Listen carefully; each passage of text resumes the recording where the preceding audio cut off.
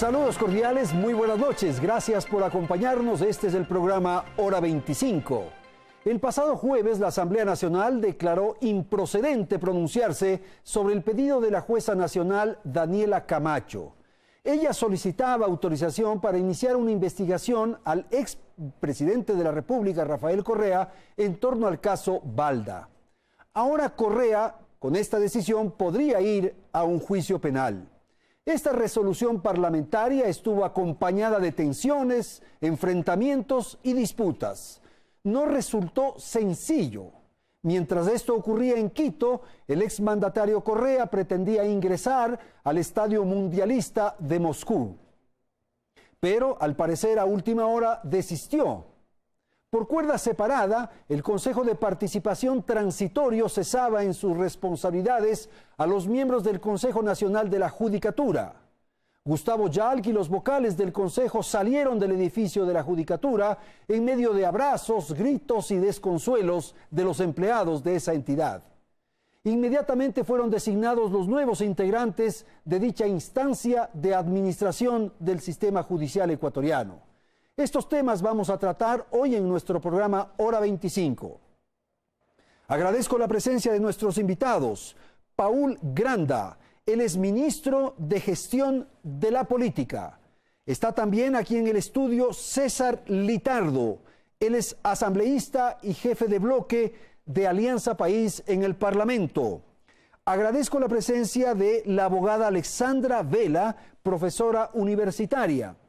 Y agradezco también la participación de Ramiro Aguilar, ex candidato a la vicepresidencia de la República.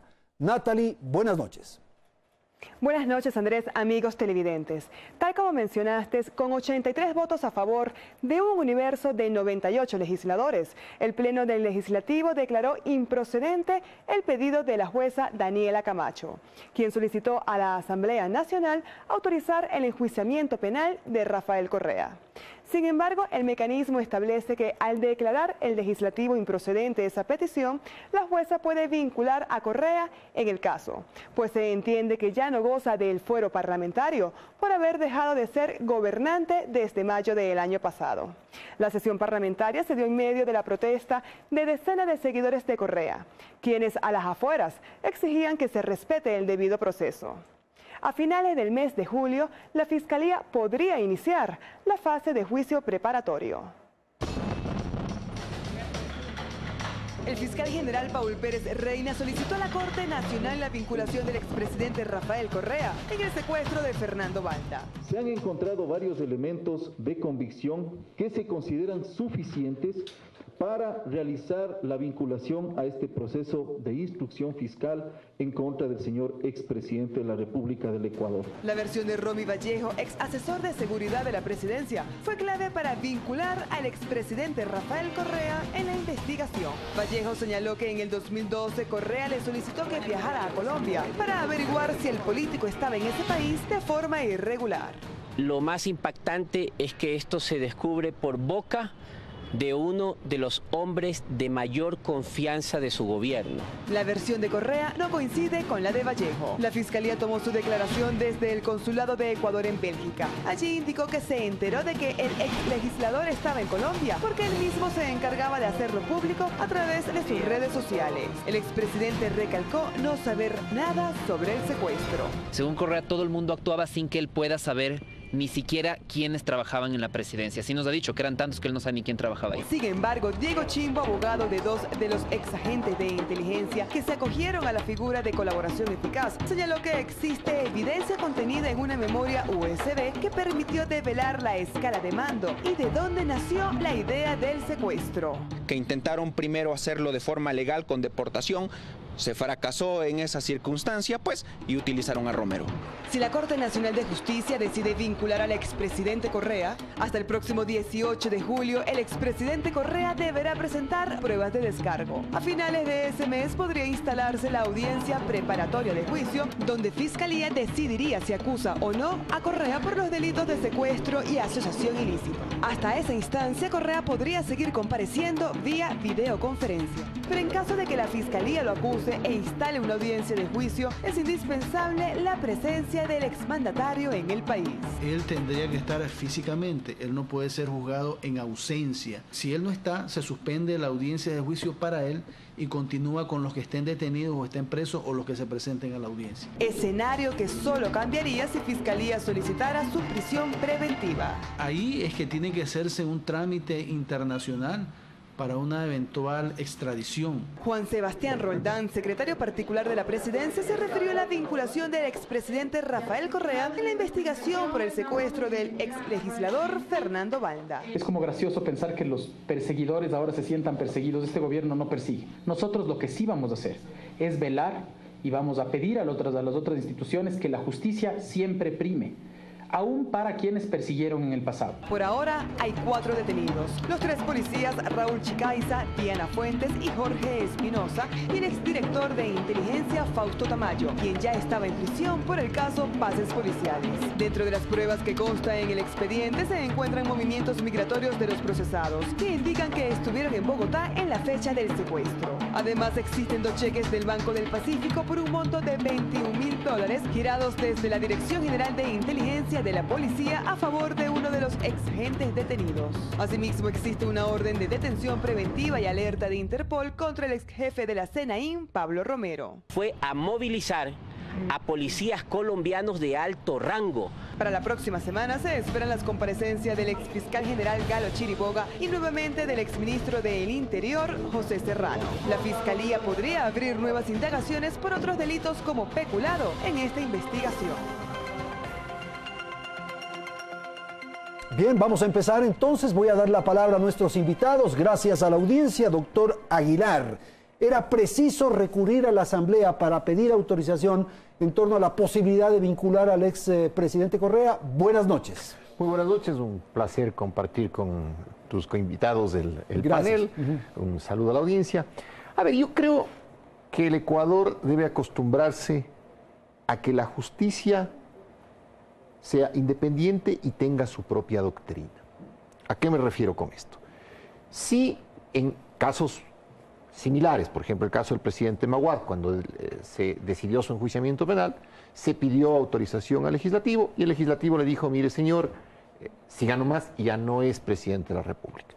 Pero la justicia no puede anticiparse a lo que eventualmente puede decir la función legislativa, y en este caso me parece a mí que la jueza Daniela Camacho hizo bien en mantener el procedimiento que se han seguido en casos anteriores, casos que incluso no están cerrados todavía y que están en la misma sala. Entonces sería absurdo pensar que la misma sala en un caso haga una cosa y en otro distinto actúe de manera diferente. Era mejor solicitar, digamos. Era mejor solicitar. Era mejor solicitar porque además él es claro que hay que entender que se esté enjuiciando a quien fue expresidente de la República y que en un momento determinado esa ausencia de consulta puede ser usada por quien no la recibió, ¿no es cierto?, como un motivo de violación del debido proceso. Entonces yo prefiero resguardar el debido proceso, que se pase el tema a la Asamblea Nacional y que la Asamblea actúe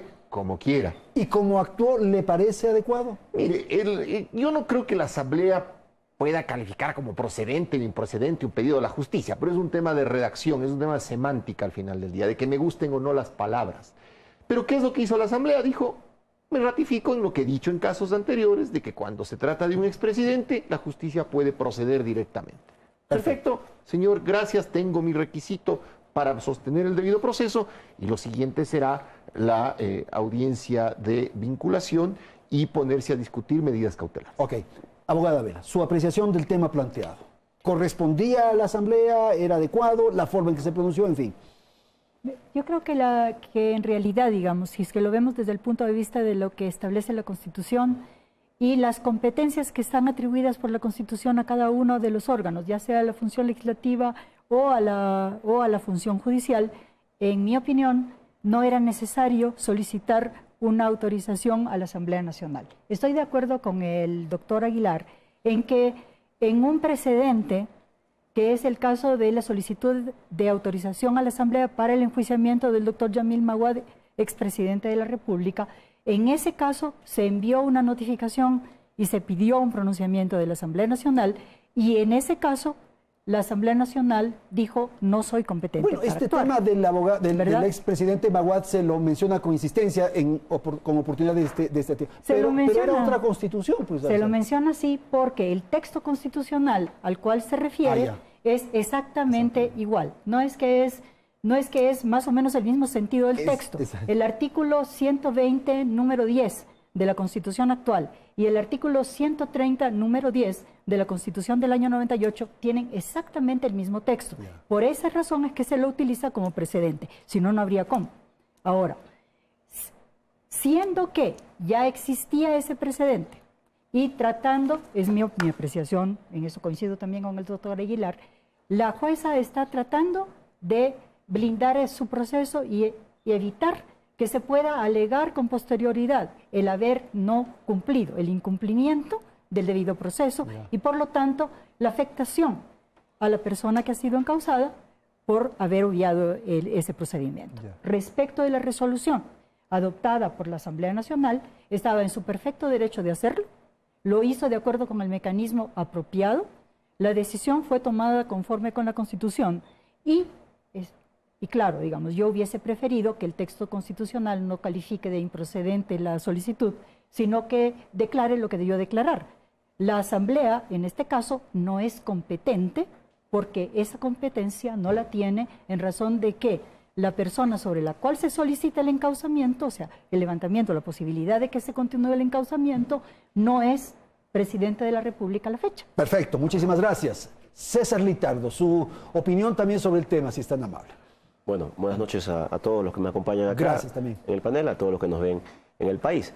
Yo creo que es fundamental hacer un hincapié en algo que ya lo han mencionado los compañeros asambleístas. La Asamblea actuó con responsabilidad, la Asamblea actuó enmarcada en la Constitución y la ley, y la Asamblea tuvo que dar este pronunciamiento en función de que la Constitución es clara, ¿no? Ya lo hemos hablado acá, de que el artículo 120, literal 10, tiene la posibilidad de especificar de que para este caso ya no es competente la Asamblea como tal. No procedía el poder tratar el tema de si autorizamos o no, simplemente creo que la resolución fue clara, como lo hizo la Asamblea, y ha tenido dos aspectos, ¿no? Se ha querido discutir en algunos temas de que tal vez se quiere contradecir con otras normas legales, pero el artículo 424 de la Constitución es claro, la norma constitucional es suprema y prevalece sobre cualquier otra norma legal en el país, y asimismo el artículo 226 de la Constitución establece de que los funcionarios públicos, las instituciones públicas deben actuar sobre sus funciones, y lo que está escrito en la ley es lo que se debe hacer. La lectura política que usted hace de esto, ¿qué significa?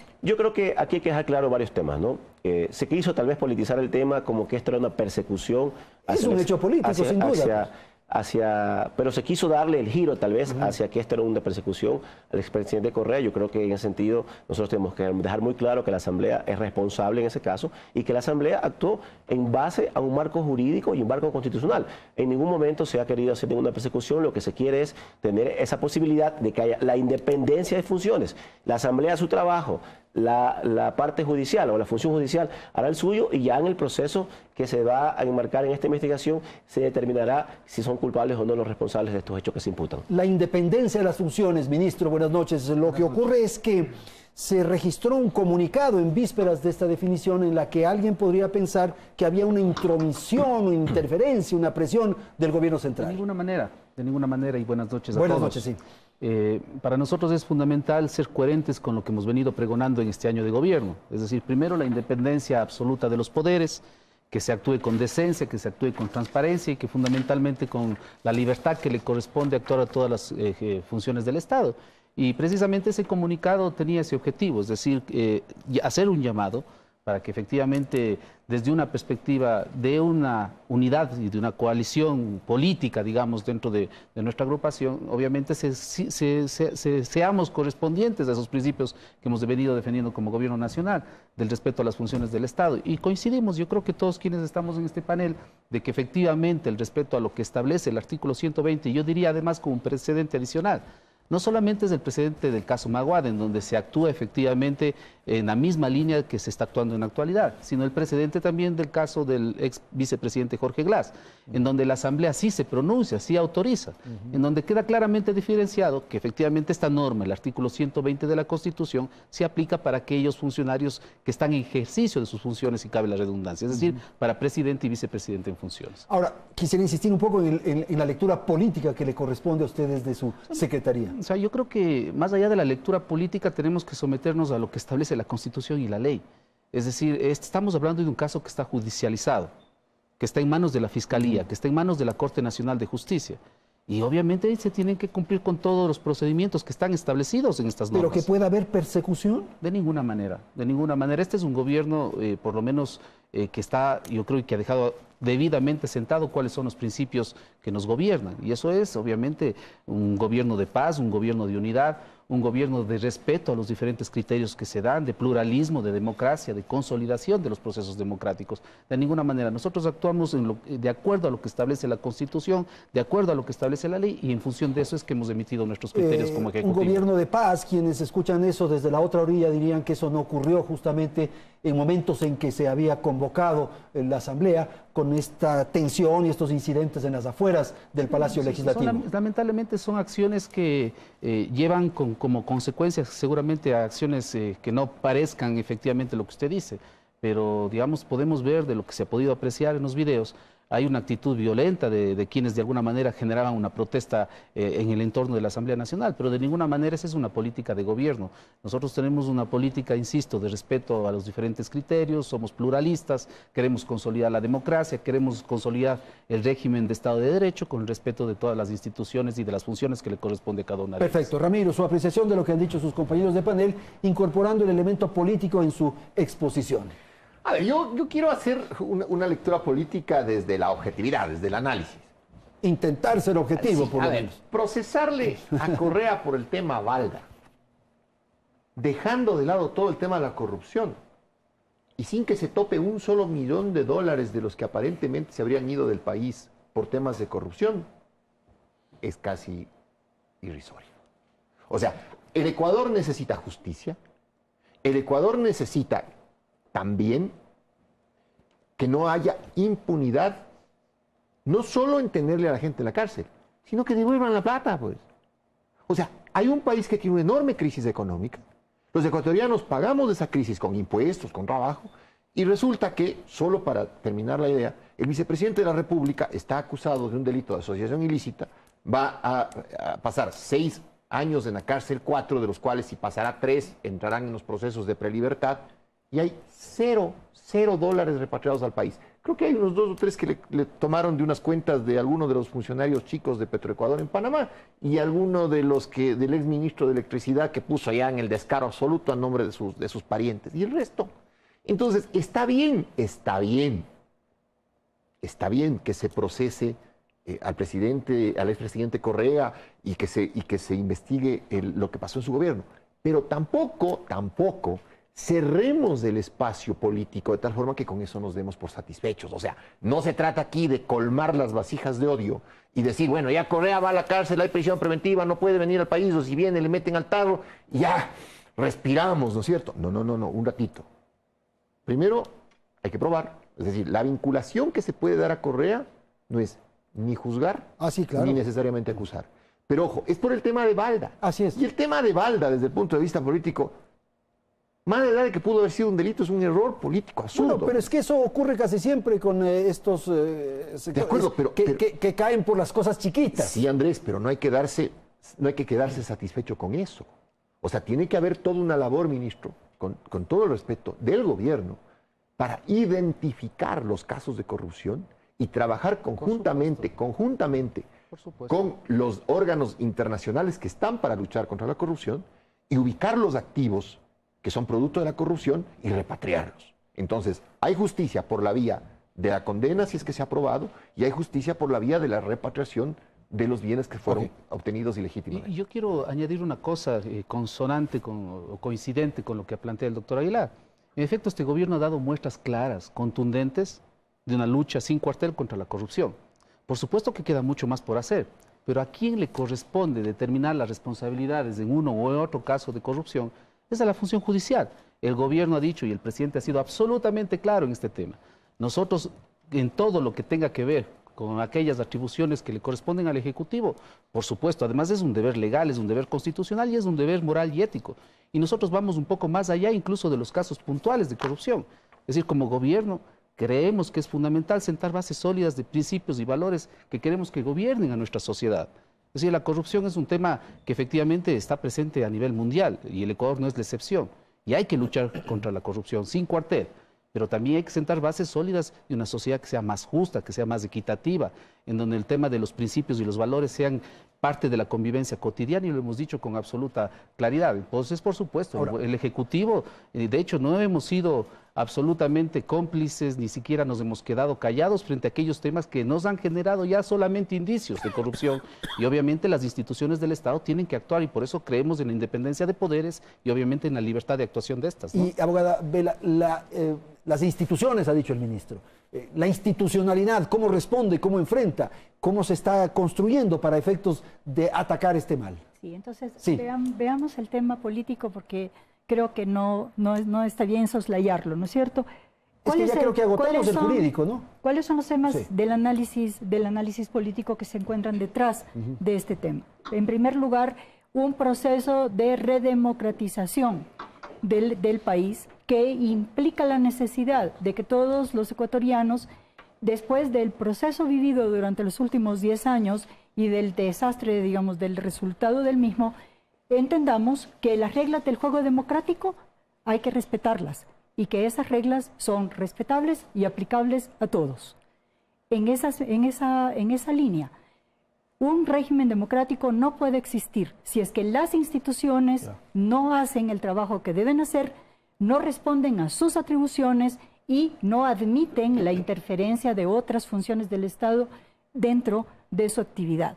Cosa que es difícil de entender a muchos ecuatorianos, sobre todo los jóvenes, porque han vivido durante 10 años en un sistema que aplicaba exactamente lo contrario. Es la pedagogía del poder que llaman, ¿no? Exactamente. Entonces, si es que uno piensa que el presidente de la República es el responsable y además el jefe de la función ejecutiva, la legislativa, la judicial, la del Consejo de Participación y etcétera, es difícil de entender cómo reajustamos esto y regresamos a un régimen democrático que implica que la tarea de la función judicial es la suya y nadie más le debe dar indicaciones. En esa línea, por ejemplo, creo que si el pronunciamiento hecho por el presidente de la República a través del comunicado hubiese sido hecho como él en su función de presidente de Alianza País, no estaríamos discutiendo nada al respecto. En realidad, no era oportuno ni adecuado que el presidente de la República haga ese llamado de atención como presidente, aun cuando se dirigiera al grupo parlamentario. Para eso hay canales políticos por los cuales procesar las diferencias. Ahora, ¿qué es lo que sucede frente al caso del pronunciamiento del presidente, en el caso del expresidente Correa, y el tema de la persecución? La función judicial lo que está haciendo, y en este momento el fiscal, lo único que ha hecho es solicitar la autorización a través de la Corte Nacional de Justicia, porque tiene fuero de corte, para poder vincularlo al proceso penal. Eso no implica ni una condena, ni una sentencia para que vaya a guardar prisión. Significa que la autoridad que está siendo llamada a este proceso, lo está haciendo porque existen suficientes elementos de convicción dentro del mismo que hacen que el fiscal considere que es importante vincularlo al proceso. Por lo tanto, él está haciendo lo que debe hacer. Está aplicando la ley y está aplicándola a todos. Ok. César. Bueno, yo creo que en este contexto que estamos hablando, ¿no? Creo que hay que hacer hincapié, si bien es cierto el pedido, para un poco complementar lo que decía la abogada Vela, tiene creo que un objetivo de no dañar el proceso judicial como tal y que no haya ningún tipo de indicio que pueda dar a la nulidad. Pero un poco para también entrar en el tema de la corrupción. Creo que la Asamblea también tiene que hacer su trabajo y creo que es fundamental también decirlo, ¿no? Hace algunos meses atrás, el ex fiscal general del país presentó una ley para poder recuperar los bienes y recursos que se han ido en estos casos de corrupción.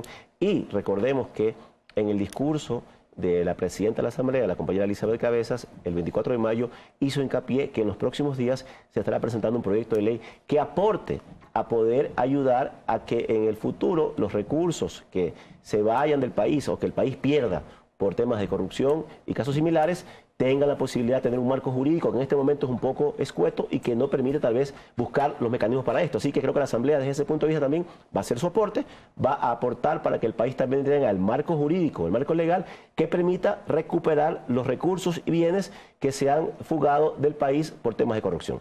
Ok, no sé si quiere agregar algo. Yo creo que hay dos temas puntuales que vale la pena tocar. Es decir, un presidente de la República tiene que tener condiciones de liderazgo y eso implica asumir posiciones. Es decir, en este caso el presidente Lenín Moreno, además de ser presidente de la República, es el presidente del partido y asumió una posición respecto de lo que estaba sucediendo en la coyuntura en la Asamblea Nacional. Por supuesto, una posición que se busca transmitir fundamentalmente al entorno de nuestro bloque legislativo, que es parte de nuestra organización política. Uno. Dos, precisamente en profundizar la democracia es que hemos venido trabajando este año. Primero, el respeto a independencia de poderes. Segundo, el respeto al pluralismo, a la diferencia de opiniones. Tercero, el respeto a la opinión ajena, que evidentemente tiene vinculación con el segundo punto. Y tercero, la consulta popular. Es decir, consultamos al pueblo a través de un mecanismo de participación ciudadana, precisamente en si debemos o no debemos elegir un consejo de participación transitorio que precisamente apuntale esas independencias de poderes. Entonces el gobierno nacional está perfectamente enfocado en la generación y en la profundización de la democracia y en la consolidación de los poderes del Estado. A ver, Alessandra, rapidito que tengo que ir a la publicidad. Sí, Dime. dos cosas sobre el tema porque no quisiera dejar pasar el asunto del caso Balda. El caso de Balda es un caso tremendamente grave. No, estoy de acuerdo con que hay que ir a tratar los temas de corrupción y todo lo demás, pero no se puede dejar de tener en cuenta la gravedad que supone el caso de Balda. En lo que se está haciendo es establecer la posibilidad de que desde el Estado se haya cometido un crimen de Estado en la medida en que se ordena el secuestro de un ciudadano en otro país. Y eso es un tema tremendamente grave, tan grave que el único otro crimen previo de Estado, señalando las diferencias, porque en el uno hubo muerte y en el otro no, es un caso, el único precedente es el caso de los Restrepo, de los hermanos Restrepo. Entonces, perdón un ratito, no estoy señalando, y eso he dicho claramente, que hay una distancia kilométrica entre el uno y el otro, pero un secuestro realizado por una orden de una autoridad competente del Estado ecuatoriano, eso es un caso sumamente grave y es un caso que afecta lesa humanidad. Sí, solo una puntualización. Independientemente de quién sea el secuestrado. El tema es que eso no puede ser. Yo tengo ahí una duda respecto a si es o no crimen de Estado. Yo creo que cuando el Estado es judicializado ante un tribunal supranacional, por ejemplo, la Corte Interamericana de Derechos Humanos, cuando todo el aparato del Estado ha encubierto un delito, tú puedes hablar efectivamente de un crimen de Estado. Pero eso es lo que tú estás viendo. Pero en el tema de Balda, ¿qué es lo que está pasando? ¿O qué es lo que aparentemente pasa? El fiscal, que es el competente para ejercer la acción penal por un delito de acción pública, está realizando una investigación a la conducta de funcionarios que se excedieron en sus competencias y por lo cual deben ser sancionados, sin duda, Alessandra, porque yo coincido contigo en que es un tema grave, que debe dar derecho, si es que se condena, a la reparación por parte del Estado por la mala actuación de sus funcionarios y, desde luego, la repetición de la indemnización hacia los funcionarios que cometieron la irregularidad. Pero hablar de un crimen de Estado, ahí discrepo contigo y sabes del respeto y el afecto que te tengo, me parece a mí que es saltarse una barda que no debería saltarse. Habría lugar a crimen de Estado si al final del día los tribunales nacionales te dicen, ve, aquí no ha pasado nada, es decir, hay un encubrimiento judicial de este tema y es precisamente lo que el fiscal Paul Pérez Reina está tratando de evitar. Esa frase quizás infeliz y desafortunada de Pérez Reina de que estamos hablando frente a un crimen de Estado, cuando él es el fiscal que está ejerciendo la acción penal en nombre del Estado, es la que cambia el escenario de las cosas. Pero, señor fiscal, usted está haciendo su trabajo, usted es parte del Estado, usted está desentrañando el tema, haga justicia, haga que los jueces juzguen y evitémonos la mala frase. Vamos a terminar ahí porque tenemos que ir a la publicidad y enseguida retornamos para la segunda parte del programa. Y claro, quiero proponer a nuestros panelistas su apreciación y comentario sobre lo ocurrido también esta semana que ha concluido en torno al tema Consejo Nacional de la Judicatura. Ya regresamos.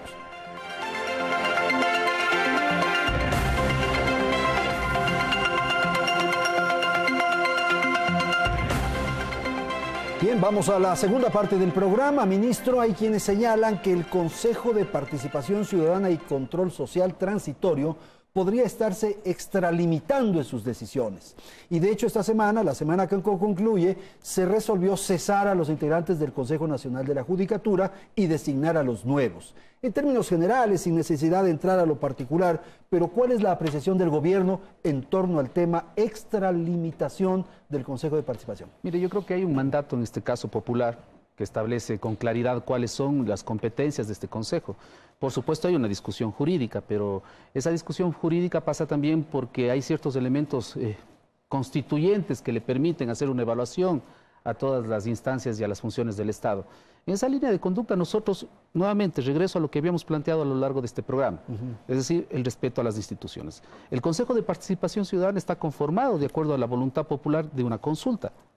Y esa conformación efectivamente le legitima en sus actuaciones. Entonces, el Consejo de Participación está haciendo un proceso de evaluación que efectivamente tendrá sus parámetros, tendrá sus reglamentos internos y tiene que seguir cumpliendo con la función que le corresponde. Lo que nosotros creemos, además, es que más allá de esa evaluación y de la definición de ciertas autoridades transitorias, hay que ir a la brevedad posible, en la designación ya de las autoridades definitivas. Por supuesto, y hay yo diría un conjunto de normas que hay que observarlas y que hay que acoplarlas de alguna forma o interpretarlas, obviamente siempre respetando el espíritu de lo que establecen estas normas, ¿no? Porque el riesgo es que sí, que efectivamente se provoque aquello que estamos viviendo, que estamos asistiendo, pero que luego, después de un tiempo, volvamos otra vez a la réplica de esto. Y finalmente no terminemos nunca. Construir instituciones sólidas, respetables, confiables, en fin. Así es, yo creo que ahí seguramente el análisis que está haciendo el Consejo de Participación es un análisis jurídico a profundidad, evidentemente tendrá todos los elementos de juicio, pero insisto, nosotros como Ejecutivo, es muy difícil que podamos pronunciarnos sobre una u otra actuación del Consejo de Participación, salvo que exista ahí una violación flagrante a la Constitución y a la ley. Pero yo creo que ustedes ven esto a distancia, digamos. Y con respeto, llamemos sobre todo con respeto, porque insisto, tenemos que ser consecuentes con lo que hemos pregonado. Hemos pregonado independencia de poderes, hemos pregonado independencia de la función judicial, hemos pregonado independencia de la función legislativa, evidentemente entendiendo las coyunturas y las fuerzas políticas representadas en la Asamblea. Por lo tanto, en este caso, obviamente, y más cuando hemos sido proponentes de la conformación de este Consejo de Participación transitorio, obviamente pregonamos que también tenga el ámbito de actuación que le corresponde y que se le ha sido otorgado por la consulta popular. Pero finalmente esto le puede pasar factura al presidente Moreno. ¿De qué manera? O sea, si es que hay una extralimitación de las decisiones en el transcurso del tiempo, para efectos incluso hasta del juicio de la historia, podrá ser afectado el presidente Moreno. Mire, yo creo que nosotros hemos cumplido con esa voluntad popular. La voluntad popular nos plantea primero generar mecanismos y sobre todo implementar mecanismos de participación ciudadana, es decir, escuchar a la gente. Nadie obligó a que los ciudadanos se pronuncien de una u otra manera, los ciudadanos se pronunciaron con absoluta libertad. Ese poder, que es el poder máximo, digamos, de la institucionalidad y sobre todo del Estado como tal, que es la voluntad popular, está actuando. Y obviamente cada uno será responsable de las actuaciones en ejercicio de sus funciones, pero sí creemos nosotros que, digamos, en este contexto, digamos, el Consejo de Participación está cumpliendo con la función que le fue encomendada. Ahora, doctor Aguilar. Bien, a ver, yo creo que es inobjetable la facultad del Consejo para evaluar y cesar al Consejo Nacional de la Judicatura y a designar interinos. Como producto de la consulta. De la consulta, eso es inobjetable. Donde yo tengo mis reparos es en si tienen competencias para evaluar y reemplazar a la Corte Constitucional. Tengo mis reparos, los he expresado públicamente. Y yo creo que la mejor forma de regresar a la institucionalidad es no crear organismos que están sobre el bien y el mal. Es decir, hay que recordarle al Consejo de Participación Ciudadana que ellos son un órgano que ejerce la autoridad del poder público, no ejercen poder constituyente. ¿Sí? Sí, claro. Lo único que está fuera digamos que del ámbito de la Constitución es la Asamblea Constituyente, el poder constituyente. Ellos ejercen autoridad que nace del poder público y el poder público está reglado. ¿Por qué? Por la Constitución y por la ley. Entonces a mí, cuando el Consejo de Participación Ciudadana en una de sus resoluciones dice vamos a acatar la Constitución, la ley y el mandato popular, ya el mandato popular me suena a una cosa medio astrológica. Pues. ¿Qué es el mandato popular? El mandato popular al final del día es aquel que consta en los anexos a las preguntas de la consulta popular. Porque incluso yo, que voté sí a todas las preguntas y que quiero que un Consejo de Participación Ciudadana fuerte, sólido, quiero también un Consejo de Participación Ciudadana consciente de sus límites constitucionales. Porque si no hacemos eso, mi querido Andrés, volvemos a los excesos del correísmo, pues. No se olviden ustedes que después de la constituyente quedó un congresito, un congreso chiquillo que salió de ninguna parte y que se quedó legislando a la buena de Dios. Y que el correísmo creó además los interinazgos, lo que acaba de ser el ministro, con lo cual estoy totalmente de acuerdo. Es decir, los interinazgos, ministro, tienen que ser cortos, porque el regreso a la institucionalidad depende de la elección democrática, constitucional de los titulares. Y ahí hay que apuntar al Contralor. Ahí hay que apuntar al Contralor. Es decir, me parece a mí que el Consejo de Participación Ciudadana se ha fijado en otro lado y no ha designado, y ha dejado al Contralor, porque el Contralor está haciendo un poco de trabajo espeso. Ok. César, un poco lo que ocurre es que con la ausencia de una tarea fiscalizadora importante del Parlamento es que el Consejo de Participación asumió esa responsabilidad. Muchos de los juicios políticos y de las destituciones, en fin, se habrían resuelto en el ámbito parlamentario y se trasladó ahora al Consejo. Bueno, creo que un poco antes de entrar a precisar lo que menciona la pregunta, creo que también un poco hacer unos antecedentes de cómo se conforma este Consejo de Participación Ciudadana Transitorio. Creo que es fundamental decir que el país venía de hace más de 10 años, ¿no? Esto no viene de los últimos 10 años, tiene una crisis de instituciones y una percepción de que las instituciones eran dominadas por terceros y no por quienes estaban al frente, y eso hizo que en la nueva Constitución de 2008 se planteen nuevos mecanismos, como el Consejo de Participación Ciudadana y Control Social, que en el concepto era una buena idea y que al final en la práctica terminó teniendo varios problemas. En base a eso, un poco con lo que se decía, en torno a que si la responsabilidad está un poco del gobierno. Creo que el presidente Lenín Moreno, en una manera coherente, dio la responsabilidad a la ciudadanía, al pueblo. Y la ciudadanía decidió dos cosas importantes. Primero, que los miembros de este Consejo de Participación Ciudadana sean electos a partir del próximo año por elección popular. Es decir, que la responsabilidad de su accionar en el futuro cae en función de un mandato ciudadano que se lo da al pueblo en las urnas. Y segundo, la Asamblea también, preveyendo lo que ha pasado en el pasado, cuando nosotros analizamos la ley que regula cómo se va a elegir este Consejo Transitorio, creó inhabilidades y requisitos muy específicos. Por ejemplo, hay inhabilidades muy claras de que ningún funcionario que haya tenido en los últimos 36 meses de participación en un gobierno puede ser candidato. E incluso de que quienes, por ejemplo ahora, los miembros del Consejo de Participación Ciudadana, que están teniendo una exposición mediática importante por sus funciones, de aquí en adelante no podrán ser candidatos a elecciones accionales en el futuro. Es decir, inhabilidades que permiten que tal vez los errores del pasado, en este momento, tal vez en el futuro, no se puedan repetir. En el caso de la Asamblea, creo que hay que diferenciar dos temas fundamentales.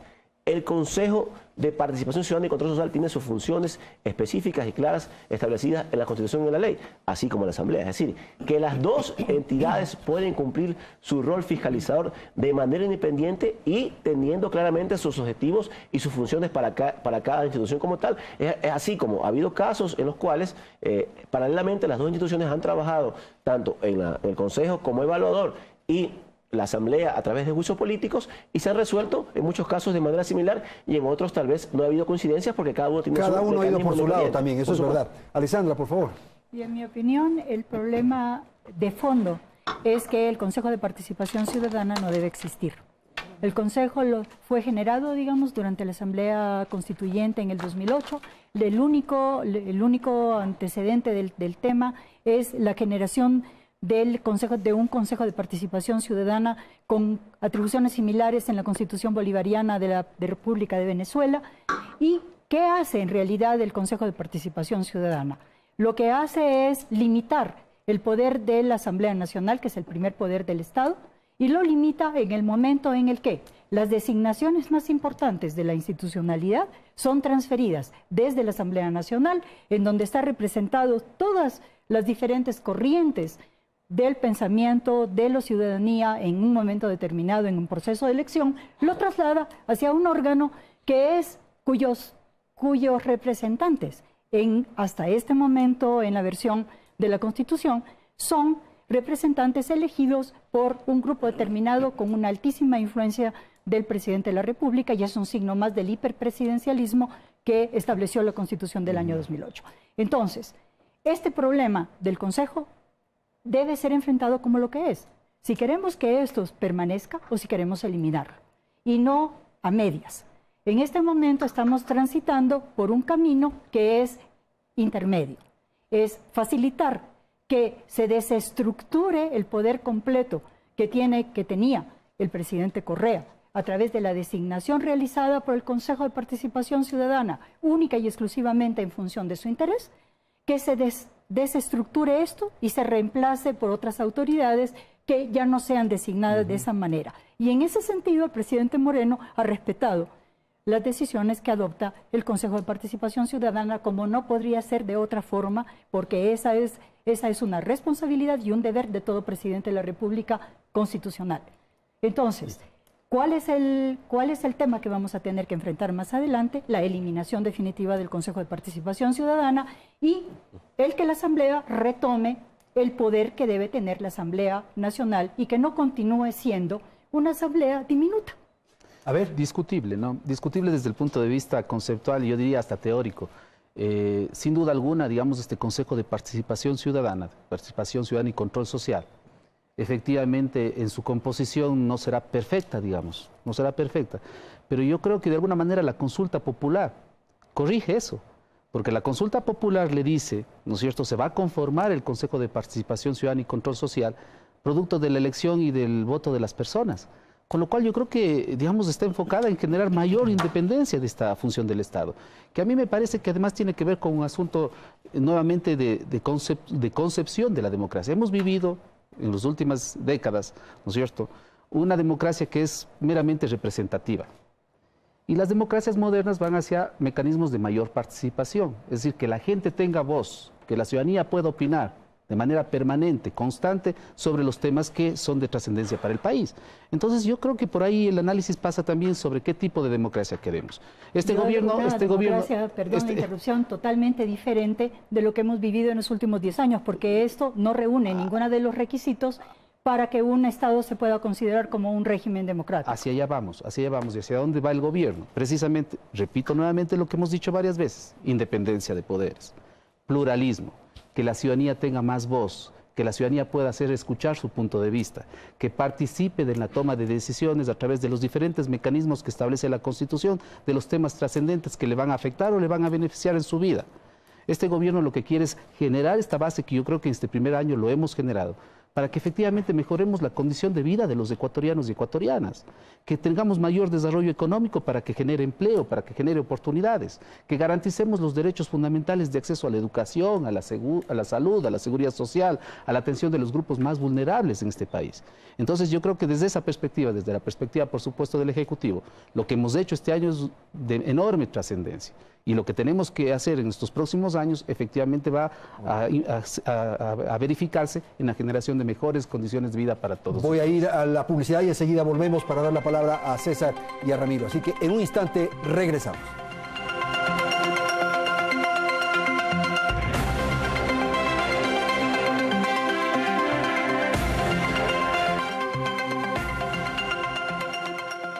Vamos a concluir un poco, la tarea sería resumir lo más rápido posible el tema de la responsabilidad del gobierno frente a esta transición por la que estamos atravesando. Por favor, César. Bueno, en este tema del Consejo de Participación Ciudadana hay que hacer un poco de historia, ¿no? Nosotros recordemos que antes de la Constitución del 2008, el problema de la percepción ciudadana era que las entidades de control y de justicia eran gobernadas y dominadas y quienes decidían no eran ellos, sino los políticos de turno. Estaba sometido. Estaba sometido. Eso hizo como consecuencia que se busque otro mecanismo, que sea un consejo, en teoría representado por el pueblo, de que tenga la posibilidad de designar a esas autoridades. Otra vez más, en el concepto, muy bien, en la práctica no funcionó. Es decir, le dimos un momento dado a la Asamblea la posibilidad de ser quien autorice y escoja a estas autoridades, luego un consejo, y en este caso creo que, insisto un poco con lo que decía Paul, el presidente Luis Moreno lo que busca es, ya que no funcionó el enfoque de la Asamblea, ya que no ha funcionado al 100% el enfoque del Consejo de Participación Ciudadana, le tira o le da la responsabilidad al pueblo. Que en las urnas sea quien decida este procedimiento y que al final sea el pueblo quien decida sus miembros de este Consejo, y que yo pienso, desde mi perspectiva, y por la experiencia que hemos vivido en la Asamblea, esto no limita el poder que tiene cada institución como tal, y cada una tiene ya estrictamente la norma constitucional y la ley definidas cuáles son sus funciones y sus atribuciones para trabajar. Ok, Ramiro Aguilar, por favor. Yo tengo la percepción de que el Consejo, y coincido con Alejandro en eso, es decir, para mí debe eliminarse el Consejo de Participación Ciudadana, porque el Consejo de Participación Ciudadana es la suspicacia de la corrupción y la inoperancia y la incompetencia de la Asamblea. Es decir, como damos por sentado que los asambleístas ecuatorianos son inoperantes, incompetentes e ineptos y corrompidos, entonces tenemos que crear un consejo que sea químicamente puro. Bueno, pero es el concepto del Senado, de alguna manera. De acuerdo, pero está equivocado. ¿Por qué? Porque quiero preguntarles de esta noche, ¿quién designó al Consejo de Participación Ciudadana Transitorio? ¿A la Asamblea Nacional? La Asamblea. Si ellos no fueron sometidos a votación popular, el presidente de la República envió las ternas al primer poder del Estado, y el primer poder del Estado, haciendo uso de la soberanía que radica en la representatividad, lo que les dice es, señores, les delijo. Y no me digan que el doctor Julio César Trujillo, un hombre de una gran trayectoria, no es político. Entonces, ¿por qué deslegitimar la actuación política de un hombre de la trayectoria de Trujillo, que ha demostrado además que, salvo estos temas en los que podemos estar en desacuerdo, está haciendo un buen papel en el Consejo de Participación Ciudadana Transitorio? Cuando hablamos de inhabilidades y de sacar a los políticos del Consejo de Participación Ciudadana, y tenemos lo que está haciendo Trujillo en el Consejo, nos estamos dando cuenta de que no hay que proscribir la política, de que hay que reconocerla como una actividad que el propio Consejo de Participación Ciudadana, el anterior, el actual, están haciendo política, y que esa forma de hacer política debe volver, y en eso coincido con Alexandra, a la Asamblea Nacional. Porque la Asamblea Nacional además permite un mayor juego de representatividad de todos los sectores que intervienen en la vida política del país, no de 4 o 5. Y cuando vamos a la designación del Consejo de la Judicatura temporal, transitorio, interino, como le quieran llamar, no me digan que don Marcelo Merlo no ha hecho política. No me digan que Aquiles Regail no ha hecho política. Entonces no proscribamos lo político. No pensemos que al Consejo de Participación Ciudadana van a ir al final del día unos personajes químicamente puros, políticamente... Bueno, pero otra cosa es tener una militancia y tener una representación del partido político. Sí, pero no me digas que Julio César Trujillo no ha tenido militancia. Sí, ha tenido militancia, pero no va en representación este rato de ningún partido político. No me digas que Marcelo Merlo no ha tenido militancia política. No queda nadie, entonces. Es que no hay que proscribir la política, Andrés. Es a donde quiero llegar. Alexandra. O sea, en realidad, digamos, todos nosotros debemos reconocer el trabajo que está haciendo el Consejo de Participación Ciudadana. Podemos discrepar en algunos momentos con algunos de los mecanismos o de las decisiones que han adoptado, pero en definitiva, ellos están haciendo su trabajo y al final del día, políticamente hablando, el balance de los resultados de la actuación del Consejo de Participación Ciudadana son los que responden a lo que la ciudadanía, la mayoría de los ecuatorianos, está esperando. ¿Eso es suficiente? En mi opinión, no. Yo creo que si es que queremos efectivamente respetar un proceso de redemocratización del Ecuador, un proceso de reinstitucionalización, debemos comenzar por respetar la actividad política y por reconocer que todas esas instituciones, al final del día, eso es lo que hacen, política. Pero debe ser una política de alto nivel. Es una política que ha sido proscrita durante los últimos 10 años, en donde lo único que imperaba era el deseo de una persona y los mecanismos de todo un aparataje institucional a su servicio. Para imponer una voluntad. Y eso está muy lejos de lo que el Ecuador debe tener. Paul. Yo creo que hay que apuntar desde estas concepciones, yo creo que pueden ser diferentes, pero ¿por qué no complementarias en algún punto? A un proceso de ciudadanización de la política. Porque la política parece que es un asunto de extraterrestres, es decir, solo pocos hacen la política. El que entre en política será por varias razones, digamos. Pero hay que ciudadanizar la política. Y la política se ciudadaniza con mecanismos de participación. Ejemplo, consulta popular. Y que no pueden ser solo a nivel nacional, pueden ser a nivel local, pueden ser a nivel territorial. 1, 2. Yo creo que este gobierno ha logrado consolidar los procesos de democracia. Este gobierno ha tenido una lucha inclaudicable contra la corrupción. Yo creo que ese es un tema vital e importante para sentar bases sólidas de principios y valores que nos gobiernen como sociedad. Y luego, este gobierno también es un gobierno profundamente pragmático. buscamos implementar un modelo de desarrollo económico que finalmente tenga consecuencias tangibles para la sociedad. Es decir, por ejemplo, yo he pedido un breve registro y hemos logrado atender en este primer año a 1 millón de personas en situación de vulnerabilidad a través de los proyectos que tiene el gobierno central. Hemos atendido a 450.000 personas con discapacidad. Hemos logrado implementar nuestro plan con todas las dificultades que hemos tenido, el plan de vivienda, el plan Casa para Todos, y hemos logrado entregar cerca de 20.000 viviendas en este primer año. 750 millones de dólares se ha dado a 200.000 emprendimientos a través de Ban Ecuador. 24.000 emprendedores han recibido 90 millones de dólares. 50.000 seguros agrícolas se han entregado. Es decir, sentar bases sólidas de una democracia plural que respete los procesos de participación tiene resultados tangibles. Y esos resultados tangibles efectivamente pasan por... Pero sus detractores dicen que se ha derechizado pues el gobierno, ministro. ¿En dónde? La designación de funcionarios, por ejemplo. Bueno, porque somos un gobierno de unidad, porque no se puede tachar, como decía el doctor Aguilar, digamos, primero la acción política, y no se puede tachar a las personas porque tengan diferencias políticas ideológicas. Somos un gobierno de unidad, somos un gobierno plural, con un liderazgo claro del presidente Lenín Moreno, que efectivamente es quien marca la pauta de hacia dónde va el Ecuador. Vamos a terminar, no sé si una intervención final de 30 segundos cada uno, rapidito. Yo quisiera remarcar una cosa que es fundamental. Es decir, me parece a mí que no debemos proscribir lo político. Creo que eso de ciudadanizar la política está bien, es un concepto interesante, pero al final del día el ciudadano hace política con su voto, y es a lo que usted, ministro, se ha hecho relación durante todo el programa, es la consulta popular y demás. En el tema de que vayan gentes de izquierdas y derechas en un gobierno, sí es democrático, pero al final implica que usted no tiene un norte muy claro. Es decir, yo no entiendo cómo, esto como paréntesis, el ministro de Finanzas, que es un hombre que era antes del comité empresarial, se siente en la misma mesa con el ministro de Relaciones Exteriores, que no rompe relaciones con Venezuela, que es un gobierno, es un Estado absolutamente fallido. Entonces, esas cosas, yo que soy un hombre de política objetiva, de institucionalidad, de principios, en términos políticos, me podré equivocar como todo el mundo, pero sí creo que uno tiene que tener sindéresis con lo que el gobierno está haciendo. Gracias. Alexandra, rapidito, por favor. A ver, yo creo que cuando uno usa la palabra de ciudadanización hay que entender los conceptos y el contenido. Porque todo demócrata, y en esta mesa todos los que estamos lo somos, ¿ya? No discutimos el hecho de que debemos llegar hacia una democracia en donde haya participación, porque la participación es básica de una democracia. Si no hay participación, no hay nada, no hay democracia. Entonces, a lo que yo voy es a los temas de fondo. Primero, no comparto la visión de Paul en el sentido de que este proceso de redemocratización está terminado. No, hay mucho por hacer. Eso significaría, pero eso es lo que firmaste hace un ratito, significaría que el sistema democrático real a donde queremos llegar ya se ha alcanzado. Y eso todavía le falta mucho hasta llegar ahí.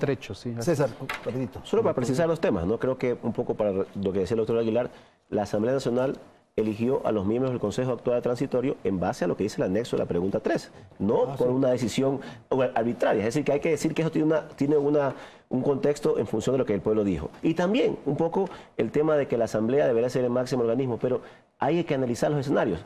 En la Asamblea anterior, cuando solo una fuerza política manejaba el país, tal vez este concepto no era viable. Tal vez ahora, que hay una pluralidad en el manejo de la Asamblea, es diferente. Pero en principio, lo que queremos decir es que el gobierno está siendo coherente entre lo que prometió en campaña, entre hacer un gran diálogo nacional y que hay la posibilidad de decir que en este país todos, derecha, izquierda y centro, tenemos que empujar el carro hacia adelante para sacar el core adelante. Ministro, con usted terminamos rapidito. Temas puntuales, digamos. Sí. Nosotros somos un gobierno progresista, por supuesto, plural. Hay una línea clara definida por el señor presidente de la República, Lenín Moreno, es decir, todos los ministros, más allá de nuestro origen, tenemos una línea clara que está definida por el liderazgo del presidente Moreno. Nosotros somos además un gobierno que creemos en la participación, no solo en las urnas, no solamente acudir a las urnas a votar por uno u otro candidato, sino creemos en los procesos de participación ciudadana en donde la gente puede tomar decisiones y puede participar de esas decisiones. Pero también este gobierno es un gobierno que está sentando bases sólidas, no solo para culminar estos 4 años de gobierno y culminarlo bien, sino bases sólidas para el futuro, para una sociedad mejor, una sociedad incluyente, una sociedad de solidaridad. Muchísimas gracias a la audiencia, a nuestros panelistas, felicidades. Hasta el próximo domingo.